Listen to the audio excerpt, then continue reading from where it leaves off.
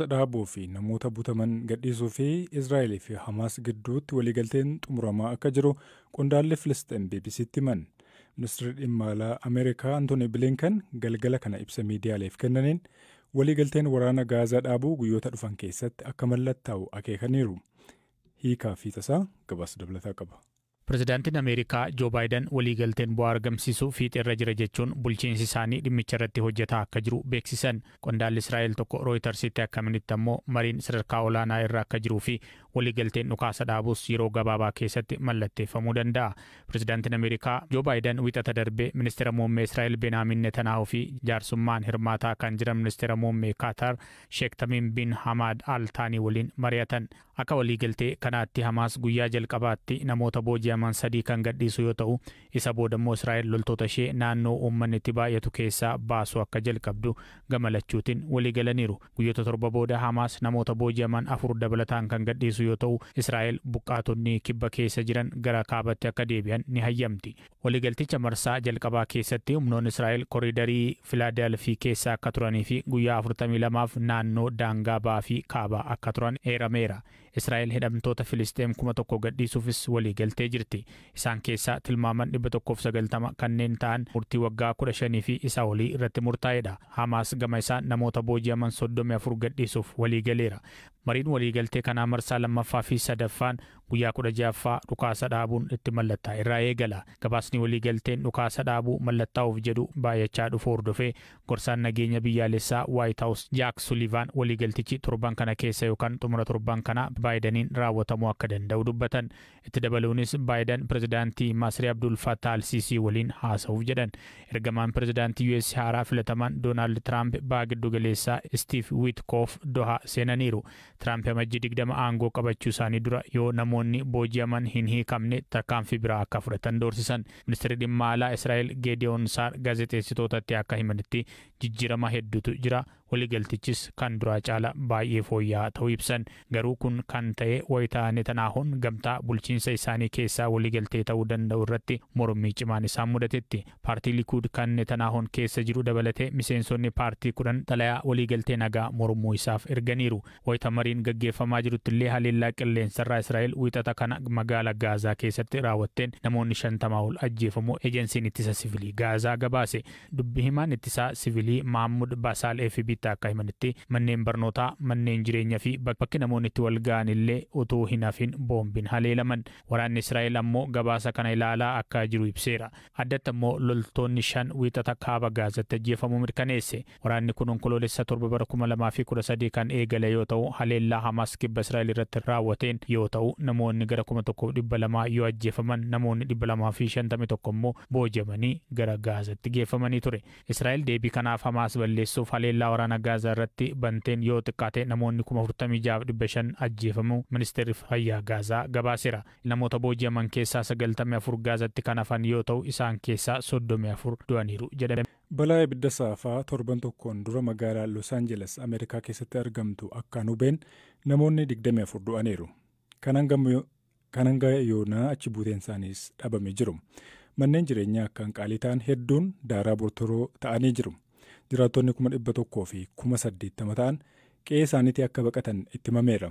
Ogeessi fayyaa guyyaa kaleessaa dubbisnee fi dhalattuun Itiyoophiyaa biroo har'a BBC'n dubbise balaan kun hamaa ta'uudha dubbatan. Dhalattuun Itiyoophiyaa magaalaa Los Angeles jiraattu Aadde Tsaggee Balaa mudannoo ishee fi haala ture akkanaan dubbatte. ቢዝነስ ቦታዎቼ ከእሳቱ ቅርብ ነበረ መኖሪያዬ ራቅ ይላል manni koo fagoo ta'us bakki daldala dalagu bakka balaan ibiddaa jiruuf dhiyoo ture eeyyama waaqaa ta'ee dhaabsisan malee ibiddi itti qajeelee ture bakki balaan ibiddaa mudate bakka dureeyyiin jiraatanidha ani bishaaniinan gargaare akkasumas waan daa'immaniif ta'u geesseera balaan kun yeroo Itoophiyaatti ayyaanni gannaa kabajame eegale otoo bataskaanaatii deebinuu agarre ibiddi kun safara dureeyyiitii eegale maaliif safara dureeyyii qofa guba jennee gaaffii nutti ta'ee ture anaaf fiilmii dhumanatti fakkaate poolisoonnii fi kanneen ibidda dhaamsan xiyyeeffannoon isaanii ijoo qabeenya oolchuu miti lubbuu namaa oolchuu irratti dalagaa turan ibiddi akka dhaamu hammana hin yaalle abdii kutatan ta'ee hin barre namni akkan duune tattaafachaa turan ህዝቡን ለማትረፍ ብቻ ነበር Akka dhalattuun Itoophiyaa kun jedhanitti namoonni hedduun qeerraa buqqaanis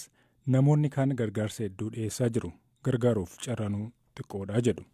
የተጎዳ ኢትዮጵያዊ እስካሁን የሰማሁት የለም። ንብረት ላይ ግን ጉዳት የደረሰባት lammii Itoophiyaa miidhame hanga ammaa hin dhageenye. Lammiileen Itoophiyaa qabeenyi isaanii mancee garuu akka jiran nan beeka. Gariin mana isaaniiti, kaan immoo bakkee daldalaa isaaniitu hubame. Borii fi iftaan waan ta'u hin beeku. Kanatti lammii Itoophiyaa fo'ee gargaarsa godheef hin qabu. Gargaarsi ani godhe lammiilee Ameerikaafi. Bakkee gargaarsa kennan gaafan dhaqe magaalaa Dabra Birhaantu sammuutti na dhufe. Gaafa nama gargaartu ija isaanii ilaalaa miti. Bakki gargaarsi walitti qabamu ni jira. Achitti waan fedhan hamma fedhan keessaa fudhatu jechuudha. Namni gargaaruuf toora gala. Carraa saayyuun argattu. Bishaan geessee baay'atee bakki kaan dhibnaan deebiseera. Uffatas geessee kopheen ni gahaa jedhan. Isaan gargaarsa fudhachuuf hiriira seenu miti. Nutu isaan gargaaruuf hiriira seena. Kuni baay'een ajaa'ibe. Yeroo kanattidha Dabra Birhaaniin kan hin yaadadhe. Lamaan isaanii faallaa natti ta'anii miira keessa na galcheera. Namaaf qofa miti waan sareef ta'u kennuuf namoota toora galanis argeera. Waan nyaatan dhabanii du'u jedhee osoo hin taane Ameerikaan biyya kooti keessan jiraadha. Hamman danda'u nan godha jedheen kana raawwadhe. ማድረግ ስላለብኝ ነው እንጂ ኡን ምግብ አጥተው ይሞታሉ ብዬ አይደለም እዚህ ማለት ነው። Tu Bilqiisaa Jamaal jedhamu. Magaalaa Jimmaatti mana barnoota sadarkaa tokkoffaatti barsiisu. Mucaa tokko beela'ee kutaa keessatti gaggabee kufe gargaaranii boodarra ijoollee rakkoo keessa jiran fedha isaaniitiin soorutti ce'an. Maallaqa intalli isaanii Ameerikaarraa ergituun barattoota harka qalleeyyii sadarkaa gadii baratan 1,000 oliif nyaata dhiyeessaa turan. Barana garuu qaala'insa jireenyaatiin amma gara ijoollee 190tti gadi hir'isuudha dubbatu. Hojii kana babal'isuudhaaf deeggarsa dabalataan barbaadaa jedhu. Naan garagalee ilaalu mucaan kufee lafarraa akka waan ollachiisan qabee wallataa ture. Maqaan kan koo Bilqiisaa Jamaaliin jedhama. Barsiisaa mana barumsaa jireenya lakkoofsa lamaati. Mucaa wayiitii dhukkubsatee otuu nyaata nyaateen dhufee kifilii keessatti dhukkubsatee. Dhukkubsatee naanni kufee jedhu ansila gabatee gurraacha irratti barreessaa fi ture. Naan garagalee ilaalu mucaan kufee lafarraa akka waan ollachiisan qabee wallataa ture. Asumaan chookiidhaa fi daasterii kan koo lafa kaa'ee kitaaba lafa kaa'ee ijoolleedhaan na gargaaraa ijoollee wajjin gadi baasnee bishaan laphee isaatti qabee ani gaa antini se'e yoo isa nama kuffisuun se'e laphee isaatti bishaan carqiidhaan naannoo qabnee jennu ijoolleen biraa immoo dhufte. Ashama hojjamtu daawwattoota keenya akkuma dhaggeeffachaa turtan wanti jajjaboo biyya keessaa biyya alaa kan isin ijaaranii jira. Akkuma beekamu yeroo ammaa kana biyya keessatti naannoo garaagaraatti milishaan dirqama milishaa deemuu qabdi jechuudhaan akkuma beekamu guyyaa argee ba'aan qofa jalatti illee nama tokko hojjetanii jiru.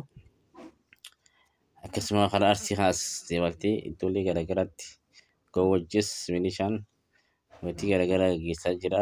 Hojjaa irratti illee guyyaa dheengaddaa akkas nama ajjeesanii hiriira ijoollee mucaa xiqqaamata 12 ajjeesanii hiriira ba'anii turani. Akkasuma yeroo ammaa kana mootummaan PP bilchiginaan uummata yeroo takka gibiraan ilaalata yeroo takka uummata ijoollee xiqqoon dirqiidhaan achiis akka malee gaggeessuudhaan uummaticha akka jirutti of jibbee jira. Ammas karaa falli biraan jiru hiriira ba'anii mootummaaf warra fonqolcha malee kan jiru irra jiranii. Kanaaf yeroo qarreen Oromoo hundi bakka jirtanii information aggaa warreen qabdanillee information aggaa karaa hajii keenya hajii jawaar keenyatti akka ergitanii inni qilleensa dabalchee formaata waan jiru akka barbaadu isin jenna. Akkuma beekamu gaa falli abiyyiidhaa jawwee qofa. Jawaar Mahamad jechuun fuuldurri keenyaan bilisoomnaa Oromiyaan illee dhagees qabdi. Kasi qeerroo fi qarreen Oromoodhaa hundi tokkummaa isin jabaadhaa. Isin jenna.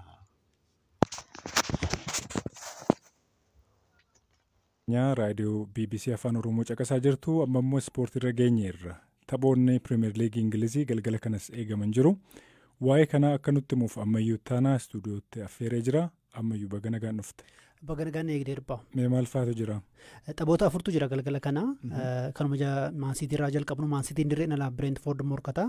Egaa maansitiin booda kana taphoota lama injifateera ga'umsa gaariirra jira ammoo taphi kunis salphaatti hin ta'u murkii cimaa ta'uu danda'a. Booda kana taphattoota haaraa mallatteessuuf socho'aa jira gaa Manchester City Palmaraas irraa ittisa akkasumas immoo kilabii Faransaay irraa ittisa biraa mallatteessuuf gara xumuruttiyyuu jira. Sababa isaa maaliif Kaayil Wooker akka kilabicha gadhiisuu waan beeksisaafis ta'uu danda'a. Egaa leenjisaan Maansiitii murkiin jabaa akka isaan eeggatu dubbataniiru. Taphi biraa eegamu tapha Chelsea fi Barnamaawuzidha. West Ham immoo dirree ofiitti Fulham morkata. Taphi eegamu tapha Nottingham Forest fi Liverpoolidha. Nottingham Forest gaa bara dorgommii baranaa kilaboota ga'umsa cimaa agarsiisanii mul'isanidha. Sadarkaa liigichaatiinis yoo ilaalle sadarkaa sadaffaarra jiru. Tapha kana yoo Liverpool injifate garaagartummaa qabxii 9 dursuu itti fufa. Yoo immoo Nottingham injifate garaagartummaa Liverpoolii fi kilabii sadarkaa lammaffaarra jiru garaagartee 3 qofa ta'a jechuudha. Maaliif Nottingham 40 qaba, Arsenaal 40 qaba, Liverpool qabxii 46 kan dursaa jiru. Ittuu gaa Liverpool tapha tokko ni qaba kan hin taphanne jechuudha. Kanaafuu taphi galgalaarraa baay'ee eegama. Kana dura fulbaan irratti yeroo kilaboonni lamaan taphatan dirree Liverpool irratti Nottingham dhaqee injifatee ture. Nottinghamtu injifatee ture baruma dorgommii barana. Gaa taphi har'a galgalaa immoo dirree Nottingham Forest irratti kan taphatamu. Morkiin jibaan ni eegama. Xiinxalaan BBC Chris Sutton kilaboonni lamaan qixa boo jedheetti tilmaameera. Egaa kilabiin yookiin immoo gartuun Nuno Espirito tapha kanaaf akka qophaa'an ibsaniiru. Gama Liverpooliin immoo Darwin Nunes adabbiin akkasumas immoo Joe Gomez miidhamaan hin hiriiru. Egaa tapha galgalaarraa kan eegamudha. Tarii sakandii muraasa qabnu keessatti liigicha kan dursaa jiru kan duratti kaasee Liverpoolidha. Tarii taphoonni boorii fi iftaan eegamanis ni jiru. Guyyaa roobii Everton Aston Villa waliin taphata, Leicester Palace waliin, Newcastle Wolves waliin akkasumas immoo Arsenal Tottenham waliin taphatu guyyaa boriin eegama. Guyyaa kamiisaa immoo taphi United fi Southampton kan